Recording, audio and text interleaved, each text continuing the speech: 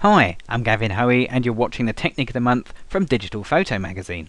This month I'm going to show you how to create this amazing reflected image using Photoshop elements.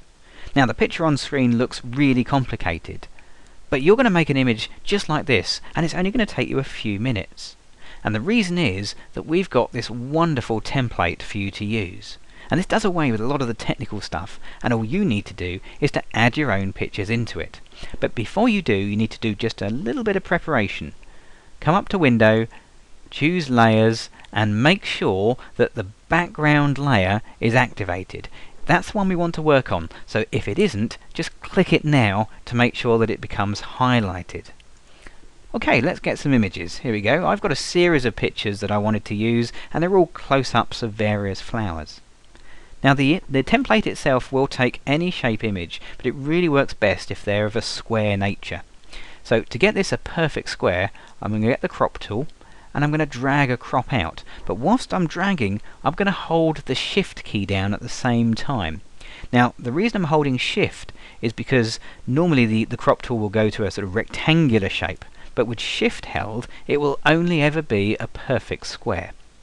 Okay, just click the tick and that'll crop it down nicely. Okay, so what happened to the template? It was on the screen and now it's gone.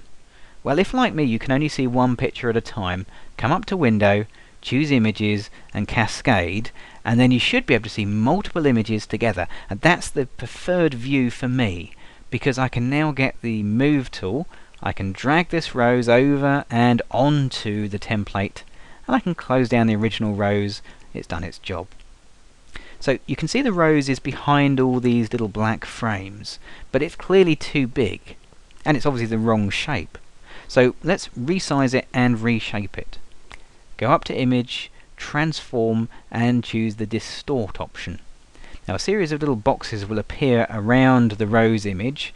Just grab one of the corner handles, and we'll drag it down to the corners of the frame. And we'll do that with the other three sides as well, like so. And under it goes. Brilliant. When you're happy, click the tick. And what you've done is to resize and reshape the rose so it fits neatly under the frame. Now we need something in the underneath area as well. This is going to be the reflected version. So let's make an exact copy of the rose. Go up to Layer and choose Duplicate Layer. You can give it a new name if you like, but I'm just going to click OK. So I've now got an exact copy of the rose that I can distort a bit more. Let's start off by going to Image, Rotate, and Flip Layer vertically. Now that will make the mirrored effect, so the bottom becomes the top. I can move this around. I've still got the Move tool active, and you can see the other image is still there, the original rose, and mirror image is just floating over the top. And we can try and put it in the right place, but you'll find that the distortion we applied earlier doesn't work in the mirrored version, so you've now got to re-distort this image. Image, Transform, and choose Distort.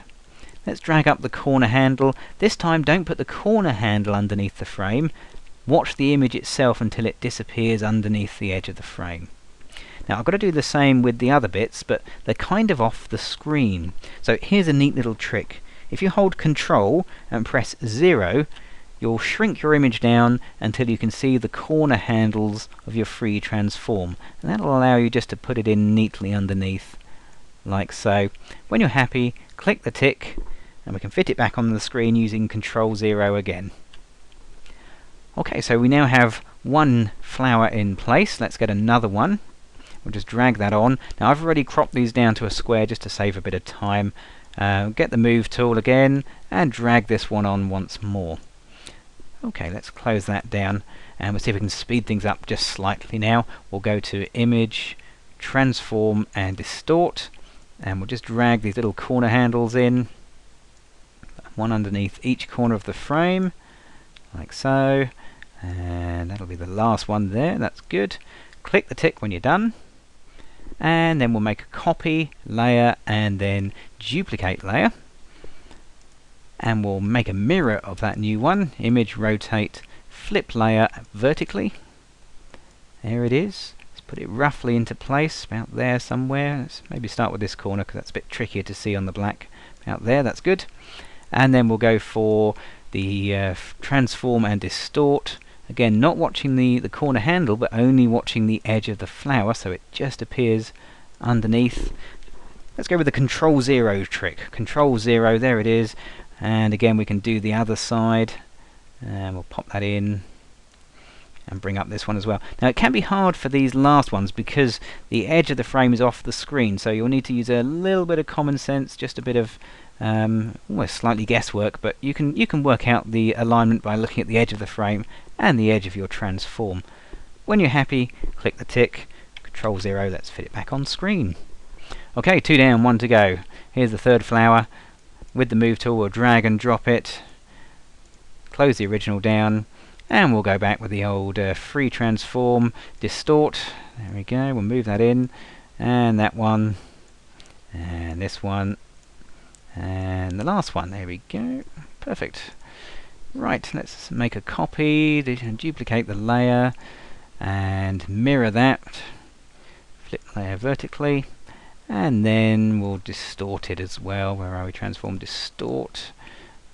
One corner in first, and then drag that one up. Again, Control 0, and do the same with the other corner, corners. That's it. Yep, exactly, spot on. Click the tick, Control 0, fit it on the screen. Okay, there you go. So that's added the images in, and you can see they are exactly sort of mirrored. So the edges are still on the same side, but what was the bottom has now become the top, and vice versa. So the mirroring's working, but it's not looking very effective, simply because it's as bright in the reflection as it is in the original images. Now, on a true reflected image, it's always going to be a little bit darker.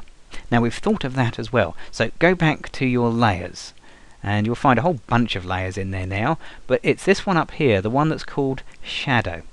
Now, that's turned off. There's no little eye icon on it, but if you click the eye icon, that'll turn it back on, and that will add in the darkening along the bottom, darkens down the reflected image, and makes it look far more real and convincing.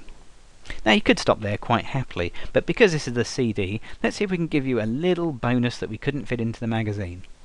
Around the edges here, we've got this sort of blue colour in the background. What if you don't want blue? What if you've got a lot of blue pictures and you want a different colour? Well, you can change that too. Back to the layers, go right the way down to the bottom, the very bottom one, the background layer. Click that so it becomes active, and then we can change the colours by going to Enhance, Adjust Colour, and Adjust Hue Saturation. Let's bring this on. It's kind of a big box for our screen, but it's this one here where it says Hue. You can just move the Hue slider around, and you can pick up any colour you like. So let's see if we can find a sort of a greeny tone perhaps. Bump up the saturation a little bit, even bump up the lightness if you like. You can fiddle around with these. There we go, and a nice kind of green tone coming through. And click OK. So there we are, we've added a completely different colour into the background to really make those flowers stand out.